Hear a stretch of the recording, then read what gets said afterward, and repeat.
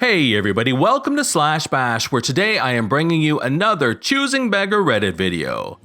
As you know, I am desperately trying to reach that goal of 10,000 subscribers, so if you can help me out in any way, I would really appreciate it. Also, Slash Bash now has channel memberships, so check out the join button to find out more. In our first story, a choosing beggar wants to take toys away from children. Let's jump right in. So this literally just happened about half an hour ago, and it ticked me off. Some backstory. There's a supermarket in Australia that currently has a promotion where if you spend over $30, you get 3 of the toys named Ooshis. They're little rubber figurines that you get as a lucky dip style of toy, so you can't see what figure you're actually getting till you open it. As expected, kids go crazy over these, as at the moment they're all Disney and Marvel characters, and each have a form of rarity to them. They ran this promotion a year ago, and one Ooshi was valued at 200,000 Australian dollars, so of course some parents are collecting them so they can sell them. I'm a 20-year-old male, am currently a student, and had the day off. There is a shop I go to a lot because I work at a nearby store, so I get discounts. As you can probably tell, I don't give a flip about these Ooshi things and usually try and give them to people with grandkids or to actual kids with their parents' permission. Now, let me tell you what happened. I finished up my shopping and the total came to $60, so I went and collected the 3 Ooshis. As I was leaving the store, I saw an older lady, and I asked her if she had grandchildren. Maybe they would like the Ooshis. She respectfully declined, saying that they're around my age and they probably wouldn't want them. No worries, I'll try another person. I then saw an older gentleman and asked again. He said yes, that they would absolutely love them, as the oldest one is only 7. Perfect. So I handed them over, and that's when I hear a troll clearing her throat. I turned around to see a Karen staring at me. Standing next to her was her son, though he was just standing looking at his phone. I wasn't in the way or anything, so I just gave her a confused look. What about my son? What about him? If you're giving Ooshis away, you should give some of them to him. Karen's son was a teenager, by the way. How old is your son? He's 14. He's a little old for them. I wanted to give them to someone with young ones, as younger kids love Disney. Well, he has so many of the same Ooshis, how about a trade? But they're not open, so they might be the same as what you have already got. Thank you, but I'd rather the kids open them, as that's half the fun. Ugh. Fine, I'll give you 6 for those 3. She then opens her bag to show she has tons of Ooshis in there. The old man is looking a little uncomfortable. Sorry, these are for my grandkids. Just give me the damn things. No. She then lunges forward and snatches them out of his cart.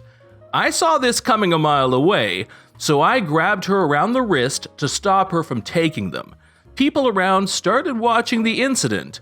Let go, or I'll have you arrested for assault. Only after you let go. A manager from the store then came running over and the old man started telling the story.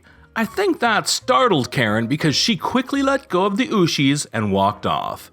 The manager apologized to the older man and he even cracked a little joke. Then he thanked me. I said goodbye and left to head home. I'm still pissed at how it panned out. The only reason Karen was trying to get those Ooshis was that she was hoping to get one of the rare ones, most likely to sell. Thanks for reading. In story number 2, we have a choosing beggar who is not satisfied with merely 35% off. I am a university student, and my school has this pretty neat set of flashcards based on your courses that you can purchase in the university's bookstores. They bring out new editions every year, though hardly anything changes, at least in my field, and the sets come with codes to use in an app if you prefer staring at your phone for hours over fumbling with hundreds of paper flashcards. Last year, I purchased 4 brand new sets of cards for my respective courses, but since I'm a Butterfingers and tend to lose everything that's not glued to me, I didn't bother with the cards themselves and studied with the app exclusively. Cue this year.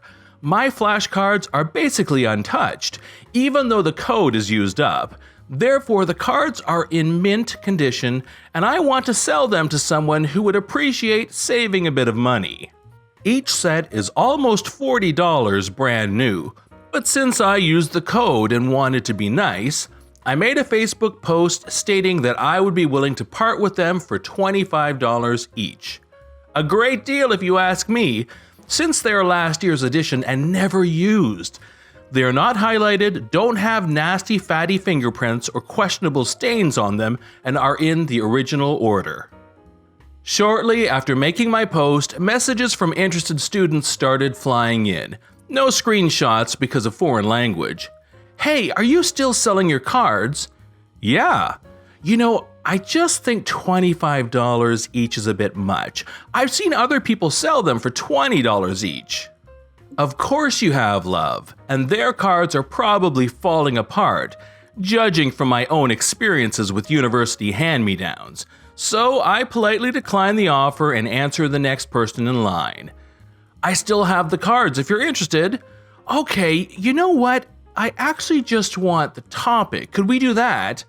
The topic is a relevant topic in each of my courses as opposed to a set of its own. I basically would have to go through every set to pick out every single card related to the topic, to then be left with incomplete sets that probably no one wants to buy. I decline. At least the third person seems pretty nice. I make sure to tell her in my initial message again that each set is last year's edition and $25. She agrees to buy them and we settle to meet 2 days later. The next day, though, I'm greeted by another message from her. Hey, I was just wondering if you could maybe lower the price a bit. I was thinking maybe $20? Are you flipping kidding me? I told her the price, she said yes. I texted everyone who messaged me after her that the cards were sold, and now is the moment she decides to haggle? Listen. In my post, I made it clear that the price was $25 each. In my message to you, I told you again. You agreed. I already told everyone else the cards are taken. It's a bit late to bargain now, I think. Okay, fine. So how much will it be for everything? How much? What? Did she just ask me how much 4 sets of flashcards for $25 each costs totally? How did she even make it this far in university? $100. But after all this stuff, I guess I should have told her $120, just to see how she would react. Story 3 shows us a new one, a Choosing Beggar insurance agent. How was this possible? So this is a bit of a different take on a Choosing Beggar, but I think the term still applies. I never thought I could encounter the Choosing Beggar behavior with my job, but I did yesterday. A little background. I work for an insurance company as an underwriter. I spend my days talking to insurance agents and accepting applications for insurance. The agents work with the clients. I rarely ever speak with a direct client and usually only deal with agents. We write multiple types of insurance, including surplus lines. This basically means we will insure companies that can't be insured by your standard insurance company for whatever reason. Moving hazardous materials, new company, cannabis-related, etc. Because of this, I admit we have a pretty extensive application for agents to fill out. Now onto the story. The cast is just me and an agent. I have a new taxi cab company that needs coverage. Can you get me a quote? Sure thing. Please fill out the application and send it back to me, and I will get started on it. Then I email over the application. The agent replies after 10 minutes. Do you have a more simple application? This one is very long. I need help filling it out. This is our only application. I understand it is extensive, but this is for the benefit of the client. Many factors of the application are to uncover possible credits that can be applied so we can get the most accurate and competitive price for them. I cannot fill out the application for you, but I'm happy to walk you through how to answer questions you do not understand.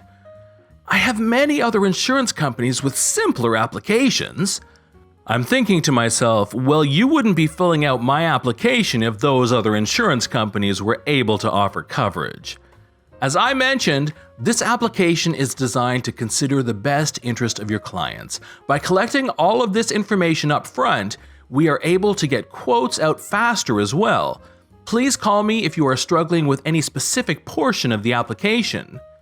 Please provide me with the average price for a cab company in California that has no loss history. I need to make sure it's worth it for me to fill out the application. Unfortunately, I cannot provide a quote without the completed application.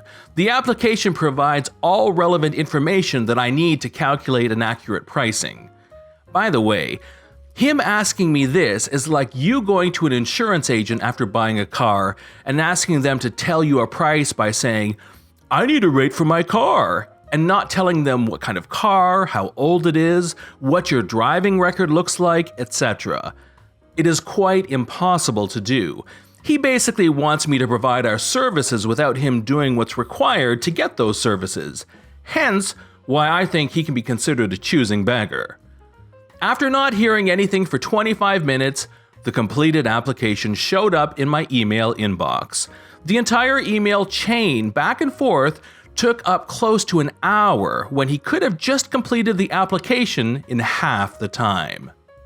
This is John from /bash. Thanks for watching. If you've enjoyed the video, then please subscribe. We'd love for you to drop a like, share it with your friends, and we'll see you in the next one.